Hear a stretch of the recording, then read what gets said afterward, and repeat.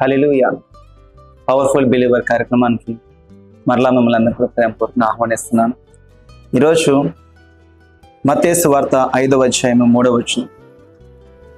మత్తయి సువార్త 5, 6, 7 కొండ మీద ప్రసంగం అంటారు. చాలా విలువైన శ్రేష్టమైన అంశాలు ఇందులో రాశారు. అందులో ఈరోజు ఒక మాట మనం ధ్యానం చేసుకుందామా? మత్తయి సువార్త 5వ అధ్యాయం 3వ వచనం. ఆత్మ విషయమై దీనులైన వారు ధన్యులు, పరలోక రాజ్యము వారిది.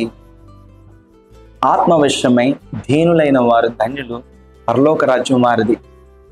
మన ఆలోచన ప్రతిసారి కూడా మన శరీరం విషయమే, ఏమి తిందామా, ఏం తాగుదామా, ఏం ధరించుకుందామా, ఇల్లు ఎలా సర్దుకుందామా, లేకపోతే ఈ కారు కొందామా, లేకపోతే ఇక్కడ అమెజాన్లో ఆర్డర్ పెడదామా, వీటి విషయంలోనే శరీర సంబంధమైన విషయాలే. ఇంకా మనము అందంగా బ్యూటీగా ఇంకా ఎలా కనబడాలి, ఇంకా మనం ఏం చేయగలం. సో ఈరోజు ఆత్మ విషయమే దీనులైన వారు చాలా తక్కువ మంది అండి. ఎవరైతే అలాగ తమ ఆత్మ విషయమై, వారి ప్రార్థనా జీవితం విషయమే, వారి ఆత్మీయ జీవితం విషయమే సిద్ధంగా ఉండి ఎవరైతే దీనత్వం కలిగి ఉంటారో వారికి పరలోక రాజ్యం. ఇహలోక రాజ్య ధ్యాసలో ఉన్న వారికి పరలోక రాజ్య మార్గము తెరవబడదు. హల్లెలూయా.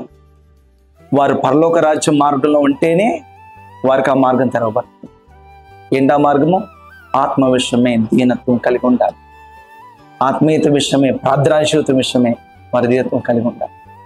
ఈరోజు ప్రభు మాట్లాడుతున్నాడు, ఆత్మ విషయమై దీనులైన వారు ధన్యులు, పరలోక రాజ్యం వారిది. అసలు ఇక్కడ మాట్లాడుతుంది చూడండి. పరలోక రాజ్యానికి వారిని ఆహ్వానిస్తాను, లేకపోతే పిలుస్తాను, పరలోకంలో చోటిస్తానంటది. పరలోక రాజ్యం వారిదే అంటే వారి కొరకే పరలోక రాజ్యం, వారితోనే ఉండాలి. ఎవరెవరైతే ఆత్మ విషయమే దీనత్వం కలిగి ఉన్నారో వారి కొరకే పరలోక రాజ్యం, వారిదే పరలోక రాజ్యం ప్రభు చెప్తున్నాడు. ఈరోజు పరలోక రాజ్యము వారసులుగా దేవుడు మనల్ని పిలుస్తున్నాడు.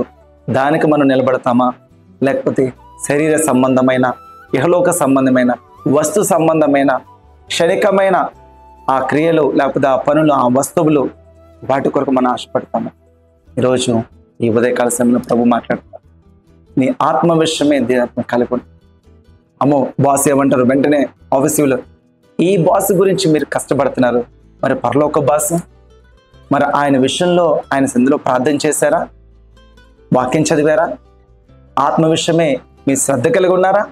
ఈరోజు ప్రభు మీతో మాట్లాడుతున్నారు. ఆత్మ విషయమే దీనత్వం కలిగి మీ జీవితాల్లో పరలోక రాజ్యానికి అనేక మంది నడిపించే విధంగా దేవుడు మిమ్మల్ని వాడుతుంది. May God bless you.